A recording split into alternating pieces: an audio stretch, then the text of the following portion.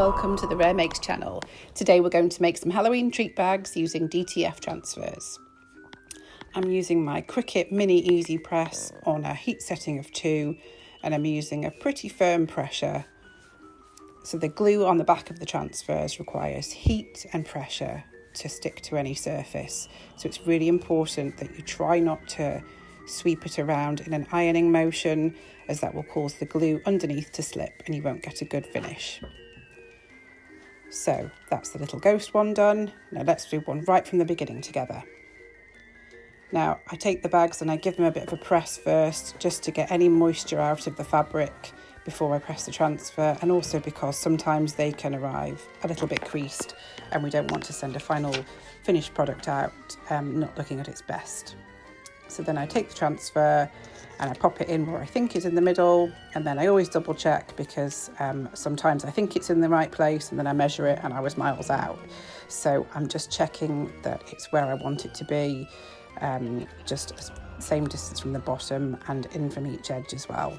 So I'm just giving that a quick measure, and then once I'm happy with it, again we're going to have a heat setting of 2 and I'm just going to press. Can you see the bend in the transfer sheet? That's how hard I'm pressing down.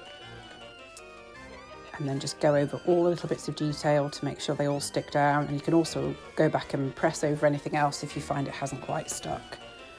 Now the transfers that I use are cold peel. That means we need to leave them to cool down before we take the transfer sheet off, or it's going to stretch the glue and not stick on properly. So we'll pop that one to one side. And now the first one that I've done, this trick or treat design, should now be cold and ready to peel. There we go, just take the sheet off slowly and try not to pull it up in the air, pull it sort of back across on itself so you don't rip anything off.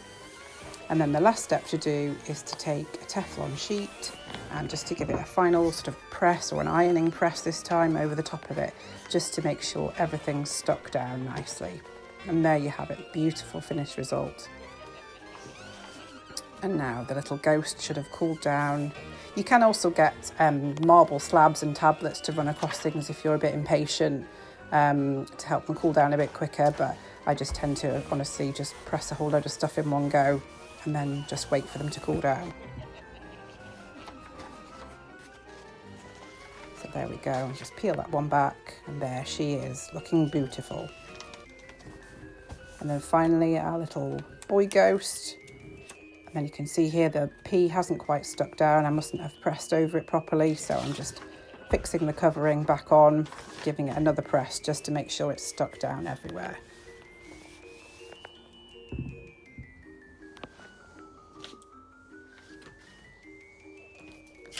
So the thing you'll notice if you buy any Rare Makes clothing or bags is that there's always a little something somewhere. So we have our main designs on them, and then we always have a little something else hidden on them, either the back or the sleeve or inside it, just to give it that little extra something. So on these treat bags, I'm going to put a small decal on the back just to add that something extra, bit of an added design on it. So we'll just pop that in the middle. And again, we'll just make sure we're happy with the position and then give it a good press down. You might see the fabric change colour around it in the shape of the press. Don't worry about that. That's just the fibres initially reacting to the heat, and they will settle back down and change back to the same colour as the rest of the bag. So don't panic and think you've ruined it. And on the back of this one, I'm going to put one of these tiny ghosts. So I'm just going to snip that off. And exactly the same transfer as the big ones on the front. These ones are just tiny ones that we put on the back of things, or to go on hair bows. So we'll just press that down on there, give the surrounding bit a bit of a press because it's looking a bit crinkled, and leave that to one side. And now let's go back to our big ghost and see how he's getting on. Beautiful, he's stuck down perfectly now. So again, he just needs a final press over the Teflon sheet. Be very careful never to put your heat press directly on the transfers because you will melt the transfer itself and you'll end up with a big mess. You'll ruin your blank and your transfer and potentially your heat press as well. Just a little tip from somebody who's been there. So this should be cool enough to peel now. Yes, there we go. Got a tiny little sparkly purple pumpkin. So the same deal, just press over it. And that really does make a difference to how it's stuck down. So definitely don't skip that part. And there, that one's finished. Let's see how our ghost is. Lovely, look at that. Again, Teflon sheet over. Beautiful. That's those two finished. And then on the back of our little ghost one.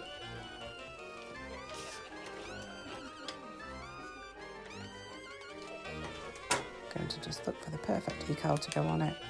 And I think orange pumpkin on the back of this one.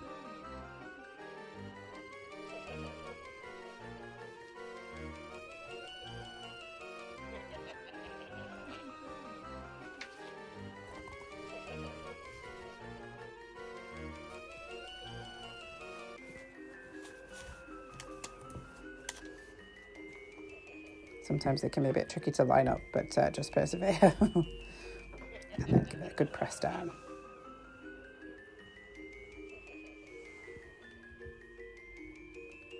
If you've got cool enough hands, you can kind of cool it with your own hand as well. There we go. And that's going to get the final press. And there you have it. There you have it. 3 of our lovely Halloween treat bags all ready to go. And make sure you turn your heat press off afterwards.